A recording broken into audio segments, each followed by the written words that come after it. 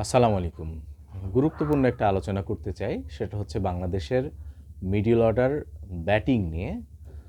আমরা সবাই জানি যে সাধারণত ১ মাস আগে টি-টোয়েন্টি ওয়ার্ল্ড কাপের দল ঘোষণা করতে হবে। তো সেই অনুযায়ী যদি ৭ তারিখ থেকে ওয়ার্ল্ড কাপ শুরু হয় ফেব্রুয়ারি মাসের, তাহলে আজকে ২ তারিখ, মাত্র আর ৩ থেকে ৪ দিন সময় আছে হাতে, যে এখানে নির্বাচকদেরকে একটা টোটাল টিম ঘোষণা করতে হবে ওয়ার্ল্ড কাপের জন্য বাংলাদেশের।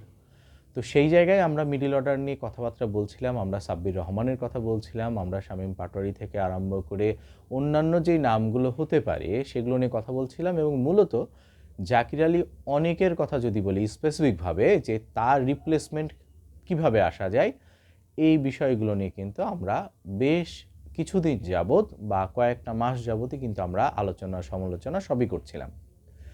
এখন যে কথাটা আসলে মূলত বলার জন্য আজকে ভিডিওতে আসা, গতকালকে থেকেই দেখছিলাম সোশ্যাল মিডিয়াতে ঘুরে বেড়াচ্ছিল যে সাব্বির রহমানের জন্য আজকের যে ম্যাচটা ছিল, যেটা ছিল ঢাকা ভার্সেস চট্টগ্রাম, সেইখানটা একটা সুযোগ ছিল যেই জায়গায় সাব্বির রহমান যদি মিডল অর্ডারে এসে একটা ভালো পারফর্ম করতে পারে, তাহলে হয়তোবা উনি বিশ্বকাপের জন্য একটা বিবেচনাধীন প্লেয়ারের হতে পারে, অথবা জায়গাও পেয়ে যেতে পারে।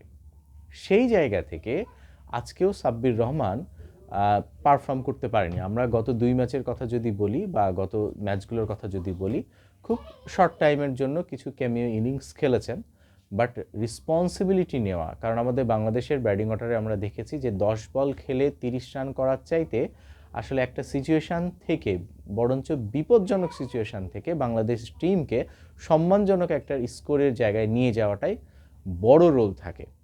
তো সেই জায়গা থেকে চিন্তা করলে আজকে সাব্বির রহমান যথেষ্ট একটা চান্স পেয়েছিল যেই জায়গায় নিজেকে, নিজের পারফরমেন্সকে তুলে ধরার জন্য, বাট আনফর্চুনেটলি আজকে উনি তা করতে পারেননি। অতএব এখন যে ক্যালকুলেশনটা দাঁড়ালো, সেই ক্যালকুলেশনের জায়গায় জাকির আলী অনিককে যদি রাখা হয়, সেইখানে আমার কাছে মনে হয় না খুব বেশি প্রশ্ন করার আর কিছু থাকবে। দ্বিতীয় কথা, শামীম হোসেন পাটোয়ারিকে নিয়ে কথা। আমরা আয়ারল্যান্ডের বিপক্ষে দেখেছিলাম শামীম হোসেন পাটোয়ারিকে কিন্তু মূল স্কোয়াডে রাখা হয়েছিল না প্রথম ২ ম্যাচে। পরবর্তী সময় Liton Kumar Das as a captain হিসেবে যখন বলছিলেন যে না, উনি অবগত না এবং উনি চান শামীম হোসেন পাটোয়ারি যেন থাকে, উনি তাকে অনেক বেশি অপরচুনিটি দিতে চান আরও। হ্যাঁ, নো ডাউট ট্যালেন্টেড প্লেয়ার, এবং তাকে কিন্তু ৩ নম্বর ম্যাচে ফেরানো হয়েছিল।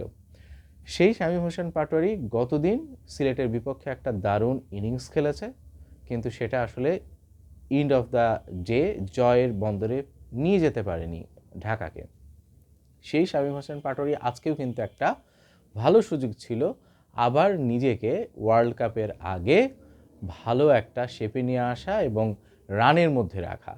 তো আনফর্চুনেটলি যেটা হয়, আমরা ধারাবাহিকভাবে খুবই অধারাবাহিক, মানে কথাটা এই জন্য বললাম যে প্রথম ম্যাচে আপনি যদি কোনো রকমের রান করেন, দ্বিতীয় ম্যাচে যে ওই প্লেয়ারটা আবার রান করবে, এই বিষয়টা আসলে আমার বাংলাদেশের প্লেয়ারদের মাঝখানে নাই, যার ফলে আমরা অ্যাজ এ টিম হিসাবে, ব্যাটিং ইউনিট হিসাবে বারবার কিন্তু ফেল করি। তাহলে দিন শেষে যেটা দাঁড়ালো যে আসলেই আমরা টিম হিসাবে বা টিমের মধ্যে সাব্বির হোসেনকে ইনক্লুড করতে পারবো কি পারবো না, বা নির্বাচকরা করবেন কি করবেন না, আমরা দেখবো কি দেখবো না, এটা একটা বড় প্রশ্ন থেকেই যাচ্ছে। আর এছাড়া যদি বলতে হয়, সেই ক্ষেত্রে আসলে বাংলাদেশের ব্যাটিং অর্ডার নিয়ে বলার মতন বা খুব ভালো কিছু আশাব্যঞ্জক যে কোনো কিছু আছে এটা না, কারণ বাংলাদেশের নিয়মিত যে প্লেয়ারগুলো আছেন যারা রান করবেন বলে আমরা আশা করি, তারা সবাই যে রান করছেন ব্যাপারটা তা না। লিটন কুমার দাস ছাড়া আসলে তেমন কেউ রান করছেন না, বরঞ্চ নাজমুল হোসেন শান্ত, যাকে আমরা বিবেচনাই করিনি, সে কিন্তু এবার বিপিএলে প্রথমেই সেঞ্চুরি দিয়ে শুরু করেছে। অতএব সেই জায়গা থেকে কনসিডারেবল ফ্যাক্টর হিসাবে নাজমুল হোসেন শান্তর নাম যদি চলেও আসে, আমি জানি না এটা অবাক হওয়ার মতন কিছু হবে কি না।